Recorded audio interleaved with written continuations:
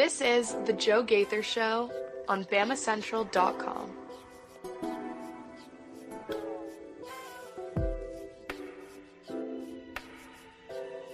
Good afternoon, Tuscaloosa, Internet World, West Alabama. How are you doing today on this Friday? We hope you and yours had a great 4th of July holiday. Mostly, we hope you kept it safe with all the fireworks. Hope you enjoyed great times with your family and friends.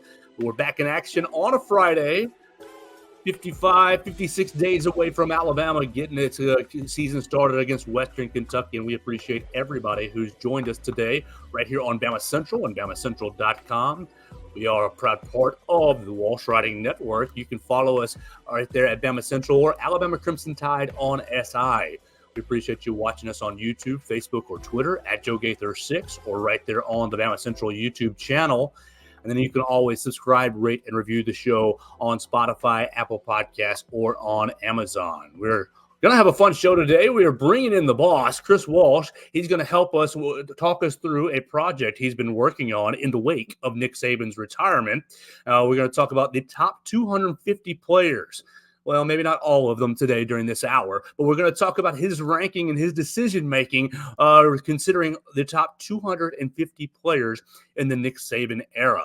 Before we do that, though, I want to tell you about my friend, Derek Daniel. Derek Daniel, State Farm agent up there in Northport. You can call him today for your home, life, and auto insurance. Everybody needs insurance, even if it's a hassle. Well, Derek will make it very simple for you. You can call him at 205-758-3391. If you'd rather stop by and see him in person, you can go to 4604 Highway 69 North, Northport, Alabama. Going up 69 South, just past Tiger Rock, you'll find Derek Daniel at 4604 Highway 69 North. So now with all the fun stuff out of the way, we'll find our friend and our boss, Chris Walsh, the publisher of BamaCentral on SI. He puts us on each and every day, and so we're very appreciative of Chris Walsh for giving us a little platform to play around and talk Alabama sports. You can follow him on the Twitter machine at Writing Walsh, but I'm sure he'd rather you just check out the website at BamaCentral.com. Chris, how are we doing today, sir? I'm doing great, and like you said, I hope everyone had a great 4th and safe 4th. Absolutely. Well, I appreciate your time today. You've been hard at work on a lot of different things, but what we want to talk about today is your project ranking the top 250 players in the Nick Saban era. And really, today's a perfect day, and it's a perfect time because right now, everybody who's interested in the top 250 players can find out the list is complete. The 1 through 5 got dropped on BamaCentral.com about 5-10 minutes ago, so you guys can check it out. I encourage you to check out who are the top 5 players in the Nick Saban era. You can let us know if you agree or disagree with his top 5 players right here in the comment section on Facebook, Twitter, or YouTube, or in the comment section right there on the article. We'd appreciate that as well. So, Chris, how in the world did you do this? My first thought and my first question is, what was the criteria you chose over to determine the top 250 players over a 17-year period? Yeah, it's well, let me start with just kind of taking a step back. And first of all, thanks for having me on. Really appreciate it. Love the show. The 5 years ago, we actually did a top 100 list. And a lot of people saw it. So a lot of people liked it. Created some interesting debate and discussion and so forth. And I had it in the back of my head of, we're going to have to go back and do this someday when Nick Saban's no longer the head coach. And when Nick stepped down, started thinking about is like, what can we do to kind of wrap up the Saban era if you could? And one of the first things that popped in my head is, okay, we got to go back to the Saban 100 and we have to do more. And the funny thing is, as it, like we did it, like I said, 5 years ago, and then 2020 happened. None of those guys in the 2020 team were on the list. So even back then, I was thinking about it as like, okay, if we add all those guys, we can easily do 125, and then it was 150. And I'd say about a year or two ago, it kind of 250 just kind of jumped in my brain. It was like, let's kind of think about that. And then Saban stepped down, and it was like, okay, so let's look at 250 and see exactly what it would take. And what I kind of found once I got into it was, if you just go draft picks, all SEC selections, All Americans, the basic guys who got awards and so forth like that. I mean, you were talking, I think it was about 175 right there. And the more I thought about it, I think it was more than 175. But the more I got thinking about it, the more I was like, I don't want it just to be a list at the end. At the end, I want us to do something of like people that we want to remember, people that, don't forget these guys as well. And they've not been the best players. And some of them weren't, but it was just, these guys need to be mentioned somehow. So kind of started with that. That was the first 50. And we started posting those, I think about a month ago, if I remember right. And then it was just doing the rankings and the updates and writing the capsules and so forth. For the selection process, the thing that I had to always go back to as the basis was just accomplishments, what you did at Alabama, and when you talk about that, you got to count awards, you got to count statistics, you got to, you definitely have to count longevity. And that was a big factor with a lot of guys. And it was really, really tricky as we kind of used it as headlines sometimes. Like one that jumps in my mind is quarterback. It's Mac Jones and A.J. Terrence are kind of bumping up against each other, and very, very, very close. And so we use that as a headline of like, okay, who would you pick? And I want to make it very, very clear that even though, this is our list, you might read it and you might go, well, I think it should be this guy. And that's cool. And that's what we like about this is that it, sparks that kind of discussion kind of going on. And I even use that as the lead of I think it was 6 through 10, where I was, the biggest debate and the hardest decision might be Julio Jones versus Devonta Smith. I mean, how do you pick between those two guys, kind of thing? And so, and the lead was it's, and I'm not going to tell. Well, where I had Julio Jones, I was going to say I'm not going to tell you where he is, but he's on there. So we've already released it. He's at number 6, and my lead was this guy could be number 1, and there's probably 6 guys, at least, who could be number 1 and should probably be number 1. And that was really one of the points that was crucial for this whole series. Is I want you to look at it, and I want you to look at the numbers of guys. And the first thought that should go your head through most of these guys as you're going down the list is, I can't believe this guy's here. He should be higher up. But if you think that every single guy, that just shows you how good this dynasty really has been, however you want to define it. And it's just a remarkable run that Saban had that I don't think we're ever going to see anything like it again. All right, so you just said that there might be 7 or 8 guys that could be listed as number 1. I've written out the top 35 right here on my notes, and I just quickly scanned, and I think I counted 9 that I might say in that category for at least me personally. And everybody has their own personal criterias, but golly, just an absolute loaded list. You already you hit my second question, which was what it was the toughest decision. How did you determine, since the top 5 is now out there and you guys can read it at BamaCentral.com, we encourage you to do that.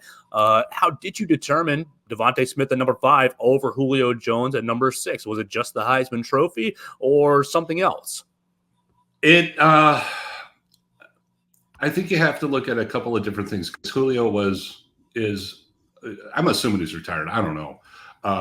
Remarkable player. And if we were counting pro stats, it'd be the other way around, because I think it's pretty obvious Julio Jones is going to go into the Pro Football Hall of Fame. But is Julio Jones going to go in the College Football Hall of Fame? And the answer to that is no, he doesn't qualify. Whereas Devonta Smith definitely does. And that, for me, kind of in the back of my head, was one of the tiebreakers.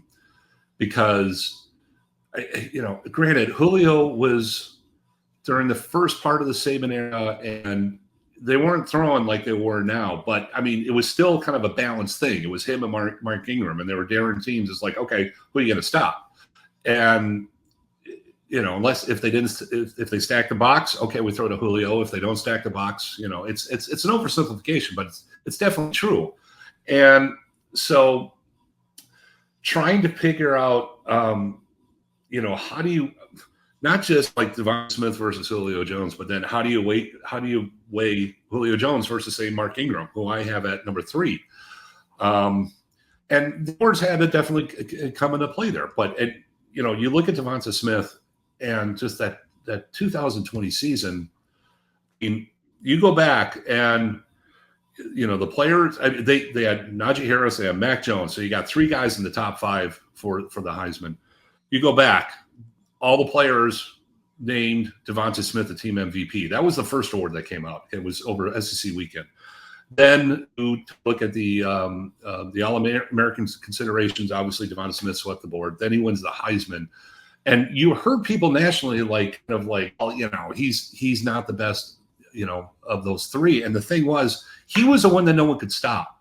And it was incredible. And it was remarkable to watch. And when you sit there and said, who was the guy that really made that team go, undefeated team, really just that offense was incredible.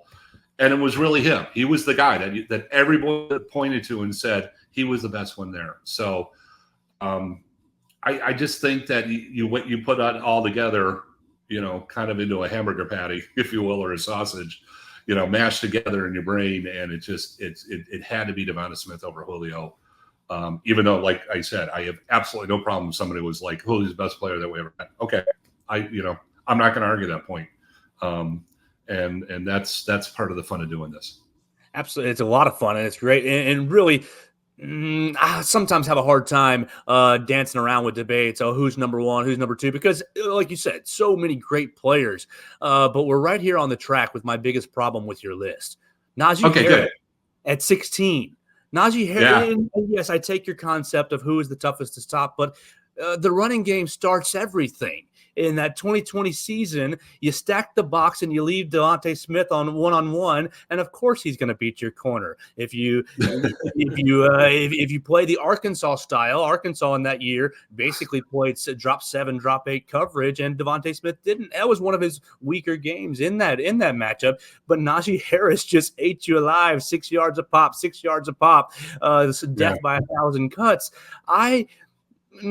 I'm biased. I love Najee Harris. I think that he is the most complete running back in the Nick Saban era. I know Derrick Henry has the one single season that is absolutely undeniable and really 40 rushing attempts down at Auburn really kind of puts you over the top there. But if I was starting a football team and an offense, it would be Najee Harris. So how did you really, at 16, the all-time career rushing leader. And he's left on the bench his freshman year, frustrated with his role. Maybe I'm going to transfer out. That 2017 season, he's a 2-time national champion. He's the career leader in rushing yards. He's got all kinds of career accolades. That's my man. 16's too low.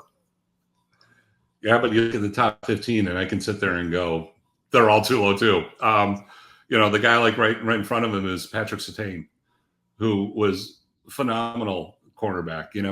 And like I said before, one of the really tricky things that we had with doing this is how do you weigh one season versus, say, 4 seasons? And I mean, look, Najee's great running back, and the one thing that I love about him, and you mentioned it, is that he's a guy who can do everything. I mean, I think Derrick Henry had 1 reception in his entire career, if I remember right. Whereas Najee, he was always a threat to catch a pass and so forth. And make a very valid point. And I really can't argue against it. He's a terrific running back. He should be higher on this list, But, part of my selection process was first do the positions and then do the big pick, do it together. Do it like I was thinking. It was like I was doing a draft, and it's like I would go across the top line and be like, okay, who am I taking? And then once I got the list together, I would tweak it, because you would look at 2 guys next to each other and you'd just be like, nah, that doesn't work, kind of thing, or this doesn't work. And there's a couple guys in there that I'm just like, I still don't feel right where they're at. But I mean, that's just, you have to just go with what you can kind of thing. But yeah, Najee Harris, 16. Yeah, it's too low. It is too low. But I like I said, it's just you get into this whole thing. Say if I put Najee Harris ahead of the guy who's at 11, AJ McCarron. I can sit there and defend AJ McCarron all day long, and the guy behind him, CJ Mosley, he's way too low at number 12. And so forth. So, I mean, Amari Cooper is 14. It's you got to be kidding me, But who do you bump down? And that's the problem.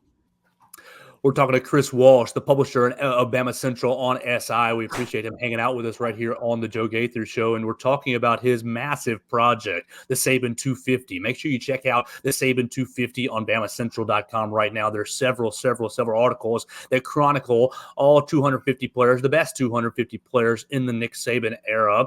And with kind of the dancing era, what you highlighted that this was kind of a build off of the Saban 100 from 5 years ago. How difficult was it? How much did you see changes from that 100 when you added the last 5 years? I mean, you've got the 2020 team that was absolutely loaded. You've got Bryce Young, even there, as the Heisman Trophy winner. You've got a lot of Will Anderson as a great player as well. How much changes did you see from, or how difficult was it for you to kind of slide some guys down from the Saban 100 to now the Saban 250? Yeah, it was hard, and there was. Alabama's been in the national championship picture every single year. So you're talking about 5 quality teams, a lot of players. It was in some cases it was incredibly difficult. Yeah, like I mentioned, we didn't have the 2020 team because when I did it the first time, I was like, no active players can be in here. It's you have to have kind of the cutoff. This time there are active players, although there's only a couple who really were kind of, spot where you went, okay, that's really noticeable, including, a certain quarterback who I'm looking at going, okay, he's definitely a year from now, he would be much, much higher. And that's, it's just because his resume is incomplete. You just have to sit there and go, this, I know what I know kind of thing. So, it was hard. It was incredibly difficult. And I mean, even, with the initial 100 list, I went and I started it from scratch. So there are some changes from that list, this list, where, after, going back 5 years later, I was like, this isn't right. These two guys, it's not, they need to be switched and so forth. So it wasn't just like I took the 100 and just like, okay, let's just slide everybody in and just add. It was like, like I said, starting from scratch, doing it all over, doing the whole process again. And thankfully, I kind of went back and looked at the 100 list and there weren't that many changes where I just went, you know what, I don't think I have that right. But there were a few. So it wasn't just that cut dry. And with this project, I mean, you've been working on it for quite some time since Coach Saban retired in January. Did you elicit any outside help, or was this all from the mind of Chris Walsh? There were a few times I would talk to some people and be like, if I had to pick between these two, who do you, got a little feedback. You have to do some feedback a little bit on this. And sometimes somebody would say something and you'd be like, you know what, I didn't even think of that. So, there was some, it wasn't too elaborate, and I'm not going to mention any names because I don't want to get anyone in trouble.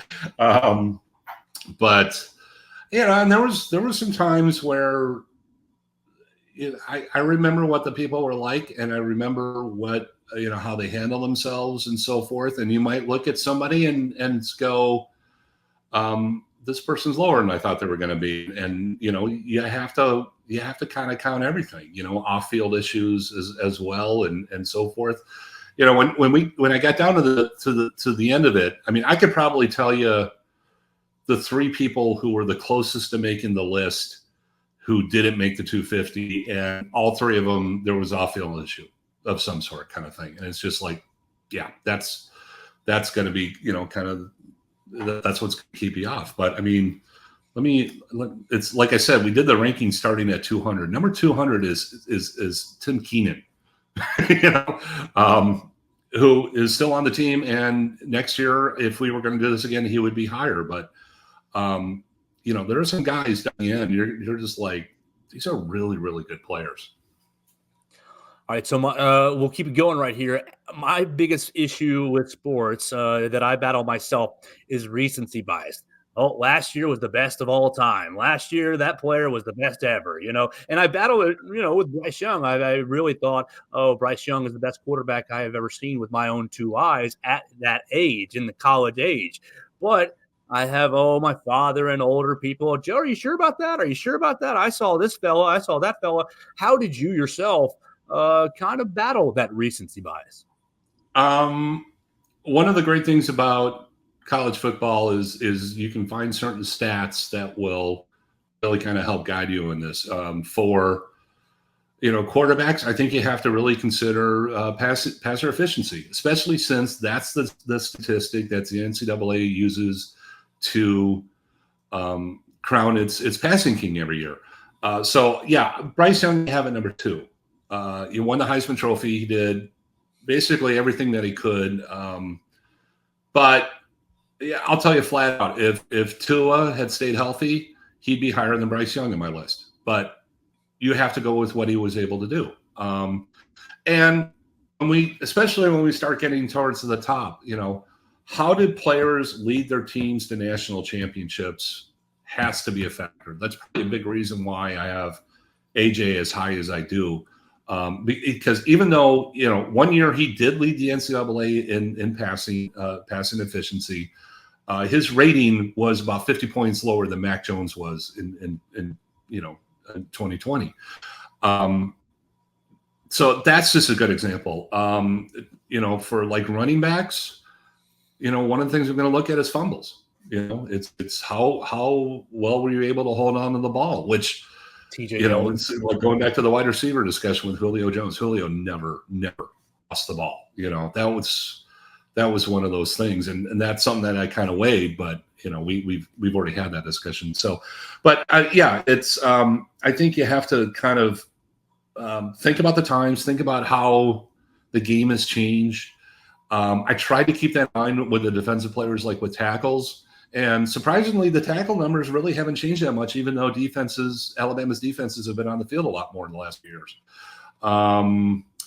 It's some ways you can kind of pull and compare a little bit, and sometimes you just have to just curl up in a ball and just throw it over your shoulder, and you go with more of the how do they compare with their peers on other teams, because that's just the best information you have. All right, so you talked about your mental debate between Devontae Smith and Julio Jones, and you talked about the debate between A.J. McCarron and Mac Jones. I personally think you got both of those correct. But what was your favorite part about the series? Was it some of the lower guys in the 170s and in the 200s? What was your favorite part about, all right, I'm determining this and this is my favorite mental debate?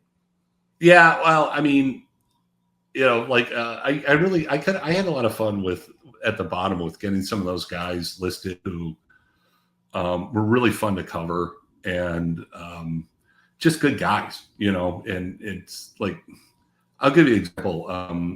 Will Lowry was safety. He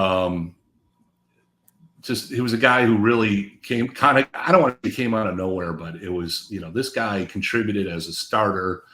And like, you looked at him and you knew he was not an NFL prospect. But I kind of had a running joke about how we should be up for the Heisman that year. And he heard it and he laughed. He thought it was funny, which is great, and he's the kind of guy, if I had a college football team, I'd like a guy like him on my team. Kind of responsible, smart, hard worker. Huh? He's smart, hard worker, just good guys. And there's a bunch of those later on in the team. And there's a couple guys in there that I'm sure that, people are like, what are you doing with that person there? And without using names, but, there were a couple there was an offensive lineman last year who is now in another school. And I have him in my 50 to remember. And, it's kind of like, what are you doing there? And it's like, look, the guy was a starter for a couple of years, and 2-year starter was really kind of an important line for me. Like Drew Davis was it was a 2-year starter at right tackle years and years and years ago. He went to law school, and really good guy. And he's one of those guys that a lot of people don't think of, but he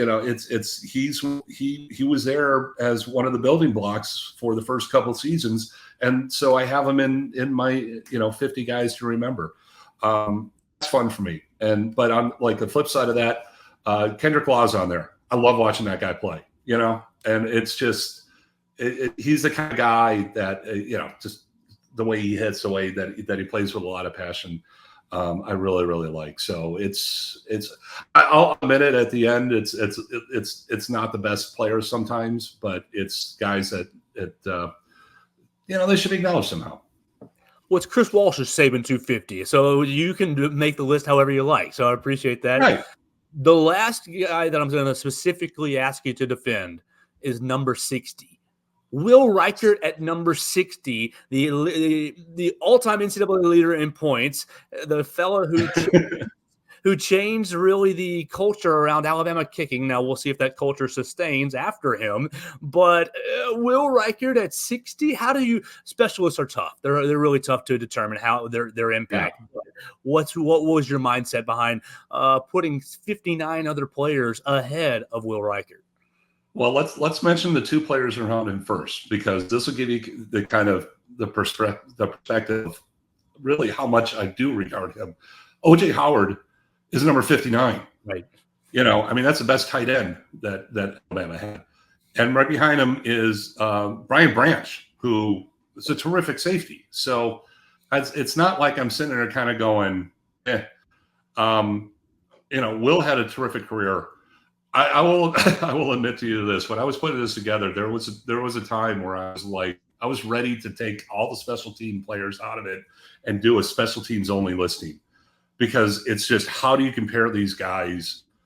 How do you compare Will Reichert to O.J. Howard? It's if you ask a coach, who would you rather have? I know what Saban would say, and that's not disrespectful, but there's a reason why there aren't many scholarships given out to special teams players. Right. So it's you can look at it a couple of different ways, and like with a lot of different guys, he's too high, he's too low.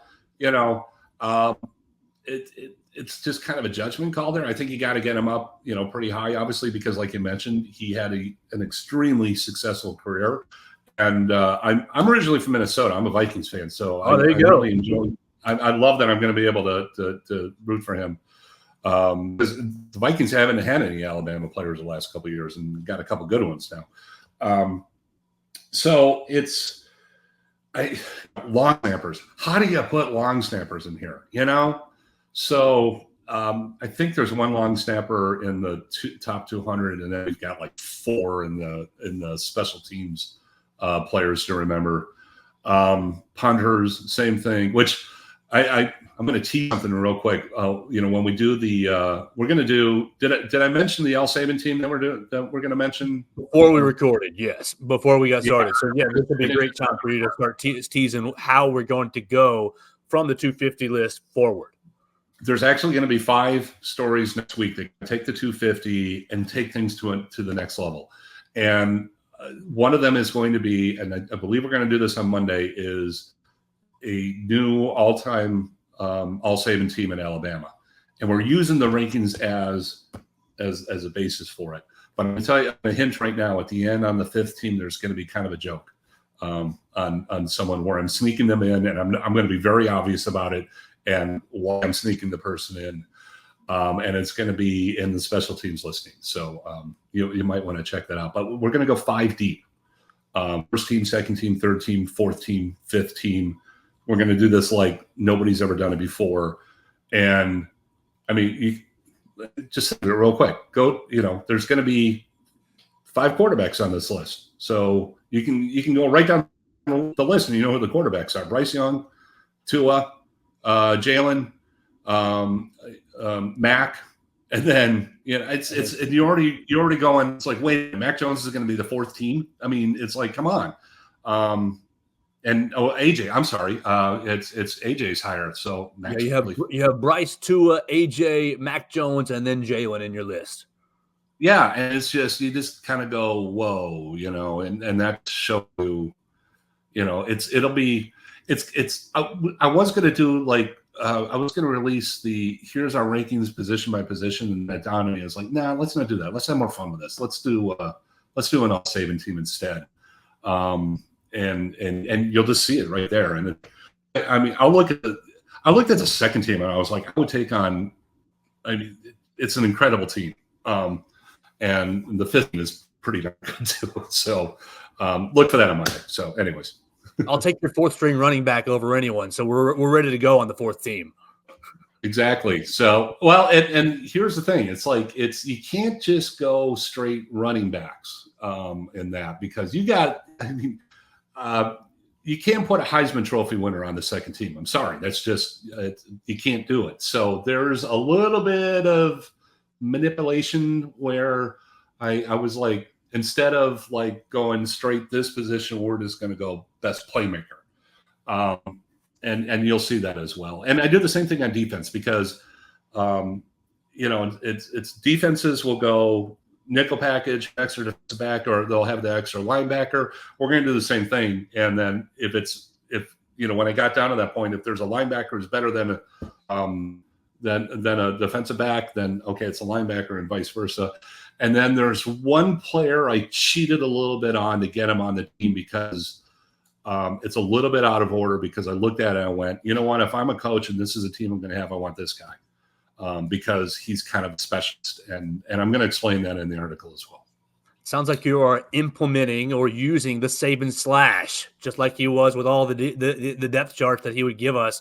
This player A / player B, both on the first team. I like that. Yeah, well, I didn't do it though to get extra guys on the team. So, well, in one respect, I did. I cheated a little bit on the return specialist. So it's because a lot of time it was somebody, I'm looking at like, say like second, third team. And I'm like, well, we could go with this person here, or we could go with this person here who's much better, who also did special teams. And then I'll pick that person. So it's a little cheating, I admit. So.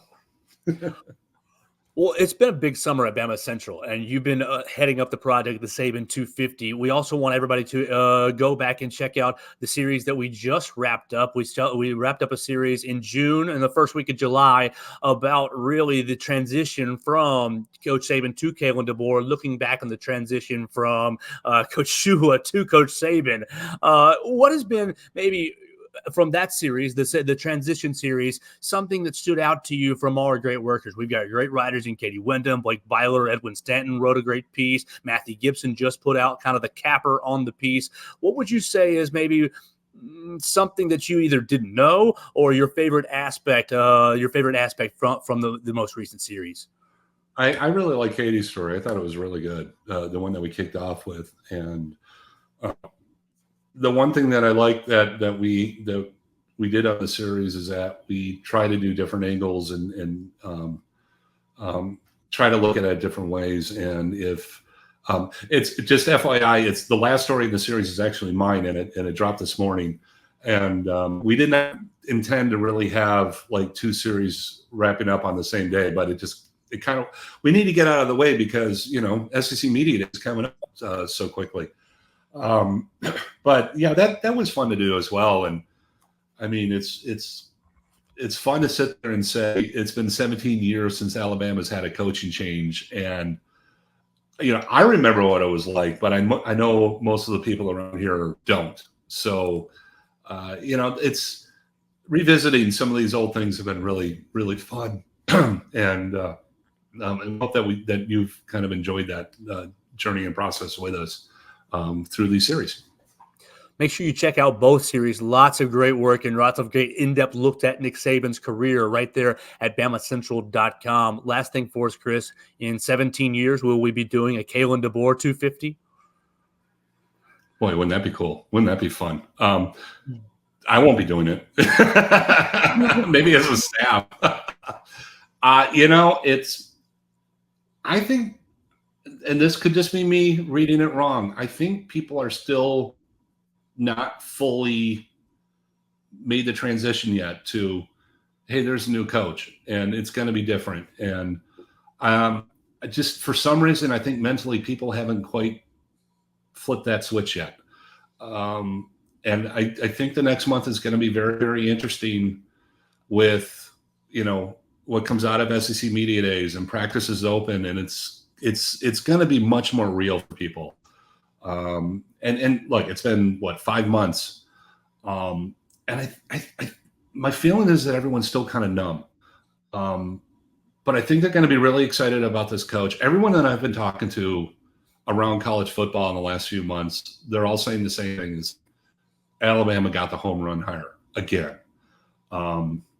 And Saban's still around. He's helping out a little bit. I mean, look at this recruiting class that they're putting together. It's unbelievable. I wouldn't write off Alabama in any way, shape, or form. This is going to be a very good team again this year. I think the whole key to the season is just how well things mesh and come together, and that's on every single level. But they have to get going and start practices and all for that to really happen, because it's not just the coaches and the players, it's the support staff and everybody else, and the new offense, the new defense.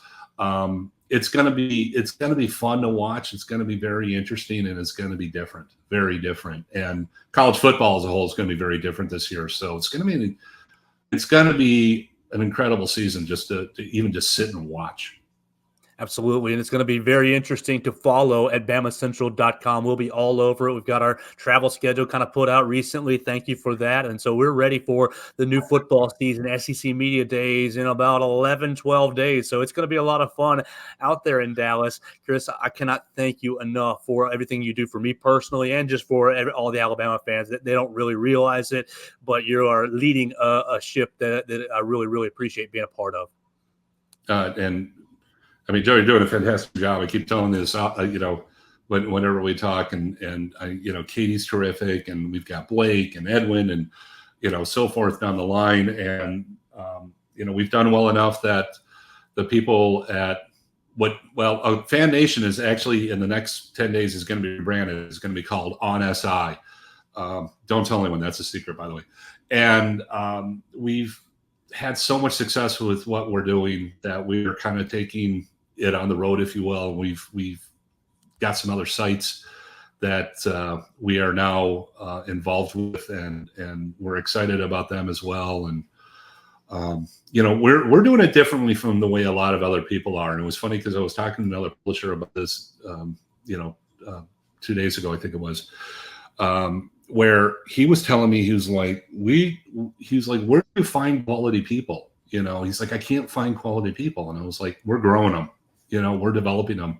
We're, we've got, to brag on a couple people real quick, Will Miller and Matthew Gibson.